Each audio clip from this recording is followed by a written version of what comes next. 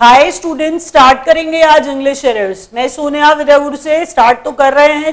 अगर लेक्चर अच्छा लगे तो लाइक कर दीजिए, शेयर करिए, सब्सक्राइब जरूर करिए ताकि जो भी नया वीडियो हम लोग डालें आपके पास नोटिफिकेशन आ जाए।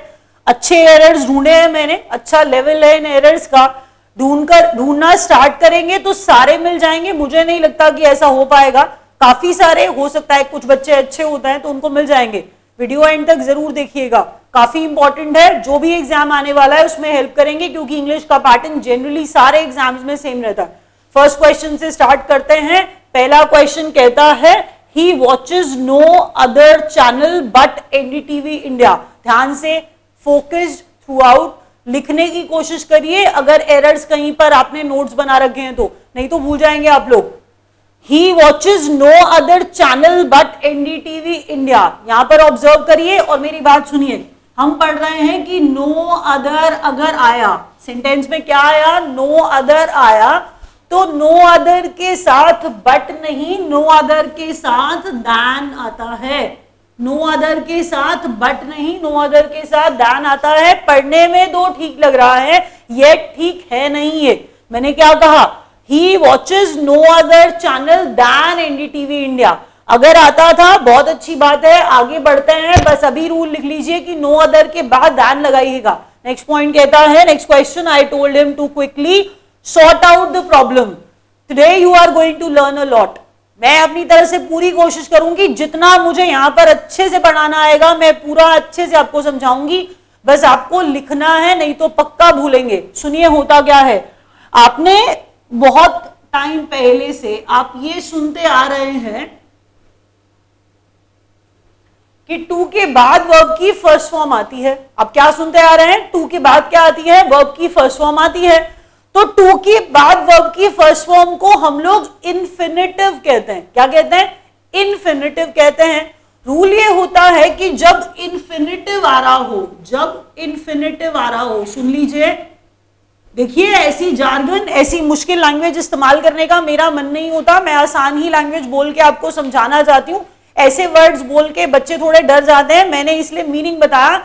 इन्फिनिटिव टू प्लस वर्ब की फर्स्ट फॉर्म। हमने कहा जब टू प्लस वर्ब की फर्स्ट फॉर्म के अंदर जो बीच में उन दोनों के कुछ आ जाए, जैसे सुनिए, ये रहा टू, ये रही वर्ब की फर्स्ट फॉर्म। एग्जाम्पल दे के बात करूंगी, ऐसे नहीं। मैंने कहा टू और वर्ब की फर्स्ट फॉर्म के बीच में कुछ नहीं आना चाहिए। That means the word quickly is incorrect here. That word quickly is incorrect here. We can not place them between these two. इसे कहते हैं स्प्लिट इन्फिनिटिव का एरर है। ये स्प्लिट इन्फिनिटिव का एरर है। आपने स्प्लिट कर दिया ना, आपने टू और सॉर्ट के बीच में कुछ और लिख दिया, जबकि ग्रामर के हिसाब से प्रेफरेबली ऐसा ही होता है कि टू और वर्ब की फर्स्ट फॉर्म के बीच में कुछ और नहीं लिखना चाहिए। Sentence, I told him to sort out the problem quickly. We can not remove the word.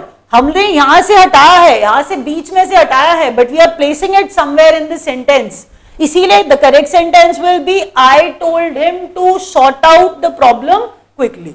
Problem को जल्दी से सॉल्व करना है। बट टू और सॉर्ट वर्ब की फर्स्ट फॉर्म टू के बाद आती है, जिसे इन्फिनिटिव कहा जाता है। इन्फिनिटिव के बीच में कुछ नहीं लगाते, ये स्प्लिट इन्फिनिटिव का एरर है।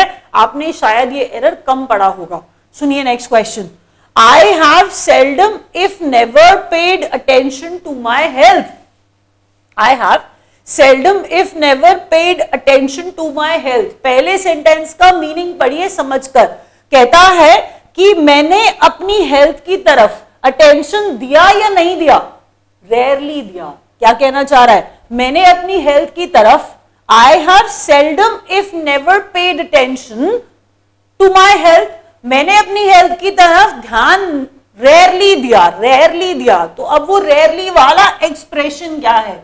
सुनिए, पहले दो लिखिए, हम इन्हें कहते हैं कोरिलेटिव कंजंक्शंस। क्या कहते हैं हम इन्हें? Correlative conjunctions. कोरिलेटिव कंजंक्शन कहते हैं, पहला लिखिए सेल्डम इफ एवर। पहला लिखिए सेल्डम इफ एवर, और दूसरा लिखिए सेल्डम और नेवर। लिखिए ध्यान से, ये गलती होगी, स्कोप है, ये नया है आप लोगों के लिए। एक सेल्डम और नेवर, पहला क्या है? सेल्डम और नेवर, वो और नेवर है, ये सेल्डम इफ है, तो सेल्डम इफ नेवर नहीं होता, सेल्डम इफ एवर होता है। अब आप जानना चाहेंगे आई एम श्योर इसका मतलब रेयरली है, जी इसका मतलब रेयरली है। वो रेयरली जो मैंने आपको कहा था वो रेयरली इसके अंदर छुपा है। सेल्डम इफ एवर होता है, सेल्डम इफ नेवर नहीं होता है। ये रेयर है आपके लिए भी। ये जो एरर है आपने बहुत ज्यादा नहीं पढ़ा होगा, दोबारा सुनिए। I have seldom if never paid attention to my health. मैं कह रही थी मैंने अपनी हेल्थ की तरफ रेयरली ध्यान दिया, तो रेयरली ध्यान दिया के लिए रेयरली दैट वर्ड जो रेयरली है उसके लिए क्या आएगा, कौन सा कोरिलेटिव कंजंक्शन लगाएंगे? सेल्डम इफ नेवर नहीं, सेल्डम इफ एवर। और दूसरा आपको बताया था कि ऐसा भी लिखा जा सकता है सेल्डम और नेवर, तो ये भी पॉसिबिलिटी है, इसे भी याद रखिएगा। बच्चे उसको भी सेल्डम और एवर कर देते हैं, तो प्लीज ध्यान रखिए। बढ़िए आगे, how did you keep if occupied when I was sleeping? How did you keep yourself occupied when I was sleeping? पहले ध्यान से देखिए, बात यहां पर चल रही है when की। आपको क्या बात पता होनी चाहिए? दो तरह से बात करते हैं, आपको when और while सपोज पढ़ाया जा रहा है, आपको ये याद रखना है बच्चों की when जो होता है वो पॉइंट, एग्जैक्ट पॉइंट या फिर स्पेसिफिक पॉइंट ऑफ टाइम को डिनोट करता है। लेकिन हम यहां पर बात ऐसी नहीं कर रहे हैं, हम बात कर रहे हैं कि इस दौरान आप क्या कर रहे थे। तो इस दौरान दैट मीन्स वो ड्यूरेशन को रेफर कर रहा है। while जो होता है वो ड्यूरिंग जैसा वर्ड है। while क्या है बच्चों? ड्यूरिंग जैसा वर्ड है। अगर आपको इंग्लिश में नहीं समझ में आता है तभी मैंने हिंदी में बताया आपको कि अगर कोई आपको बोल रहा है कि मैं तो इतनी देर तक सो रही थी, उस दौरान आप क्या कर रहे थे? मैं तो 8 घंटे तक सो रही थी, और आप उस ड्यूरेशन में, उस दौरान, उस पीरियड में आप क्या कर रहे थे? तो मैंने कहा वो जो वर्ड है ना उस दौरान, उसके लिए आप when पॉइंट ऑफ टाइम के लिए इस्तेमाल नहीं करेंगे, आप यहां पर while लगाएंगे। सेंटेंस पढ़िए, how did you keep your self occupied while I was sleeping। अब यहां पर बच्चों को लगता है when I was sleeping एक पॉइंट था, ऐसा नहीं है। वो कह रहे हैं जिस दौरान वो सो रही थी उस दौरान वो क्या कर रहा था। So that is why we are suppose to use the word while here and not when। Error क्या है? when की जगह पे while लगाया, क्योंकि while ड्यूरिंग वाली बात कर रहा था, ना कि पॉइंट ऑफ टाइम की। नेक्स्ट पढ़िए, we must let children to develop their own skills. We must let children to develop their own skills. यहां पर क्या सीखने वाली बात है? पहली बात ये सुनिए, अब जो वर्ड्स बोलूंगी वो आप वर्ड्स लिखेंगे सारे। इसे एक रूल तो बिल्कुल मत मानिएगा, जितने वर्ड्स मैंने बोले समझ लीजिए वो आप उतने रूल्स याद कर रहे हैं। कहने को ये 10 क्वेश्चन है, लेकिन इसी के अंदर 5-6 क्वेश्चन और आ जाएंगे। लेट के बाद बेयर इन्फिनिटिव आता है, पहले लिखिए फिर समझा रही हूं।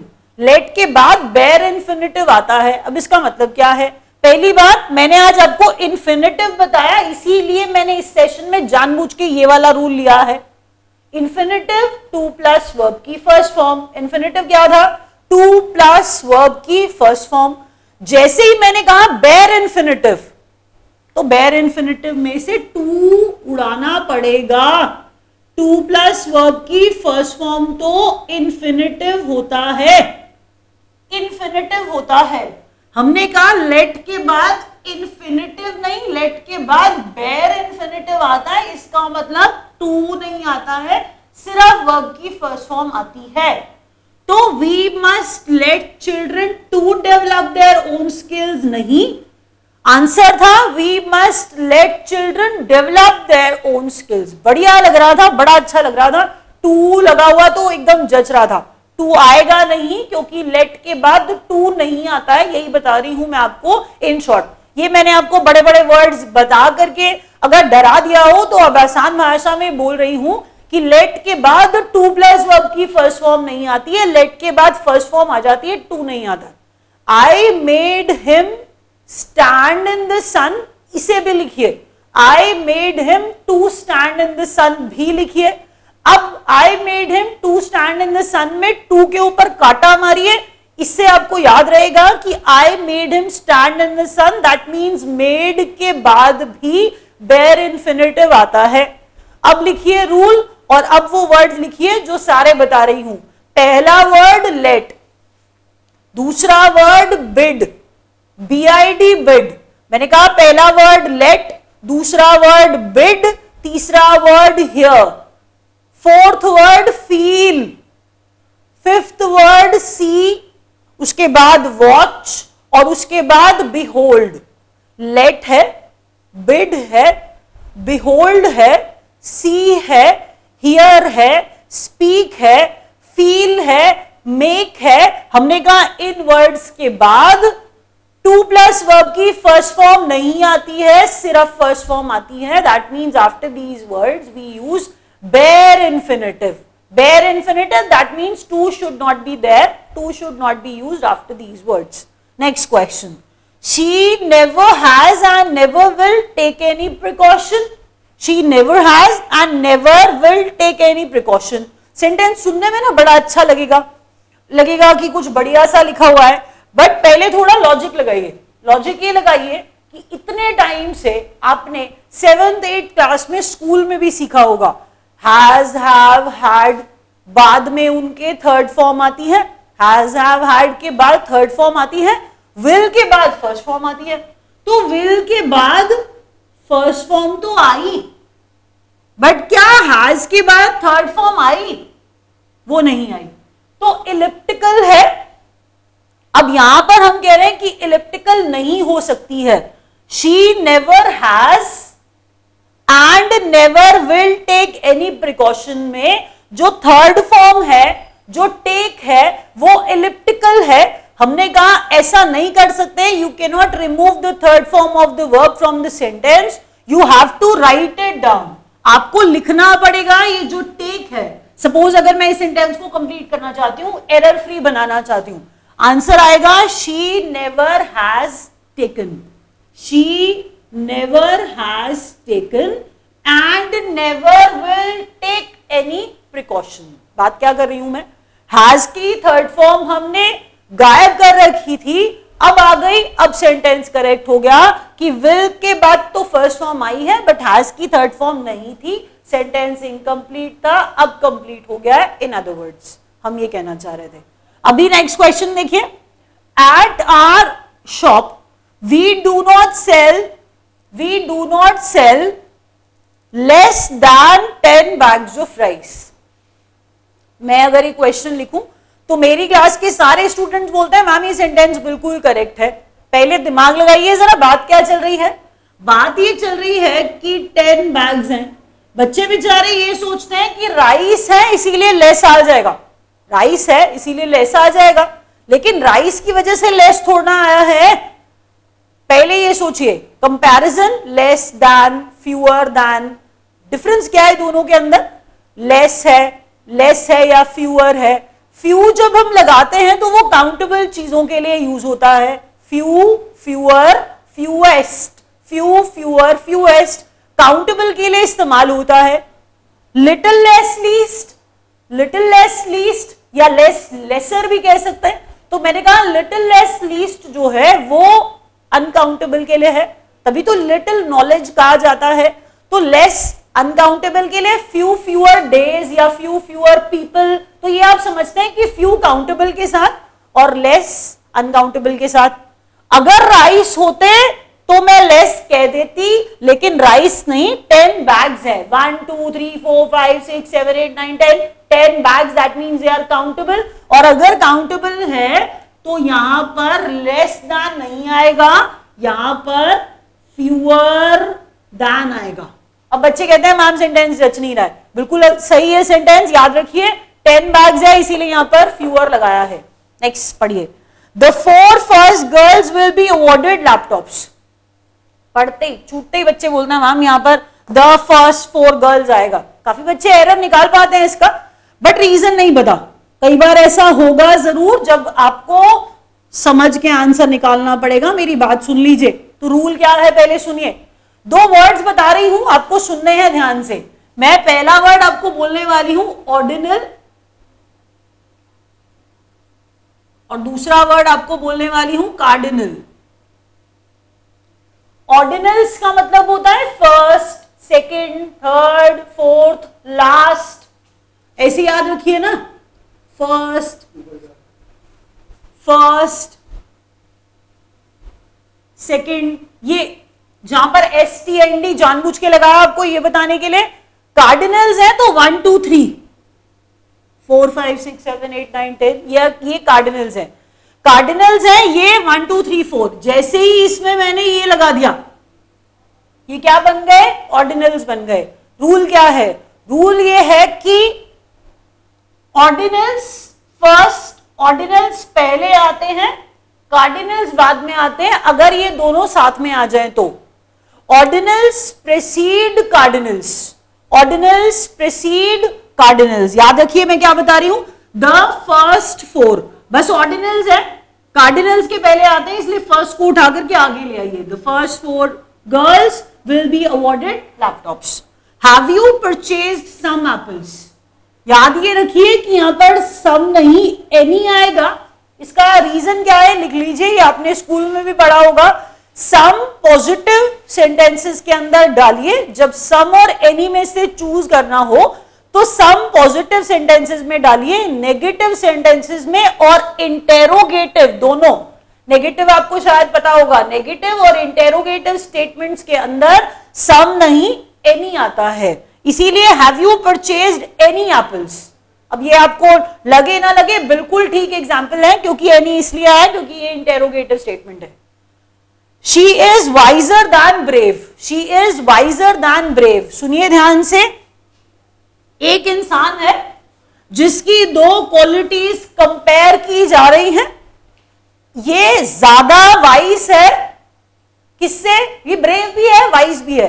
ये जो शी है ना, ये वाइज भी है और ब्रेव भी है, लेकिन ज्यादा वाइज है और ब्रेव थोड़ी उससे कम है। तो कंपैरिजन एक इंसान की 2 क्वालिटीज में जब होता है, शॉर्ट में बता रही हूं, इसके लिए एक्सप्लेनेशन और भी बताऊंगी बाद में और एग्जांपल्स के साथ।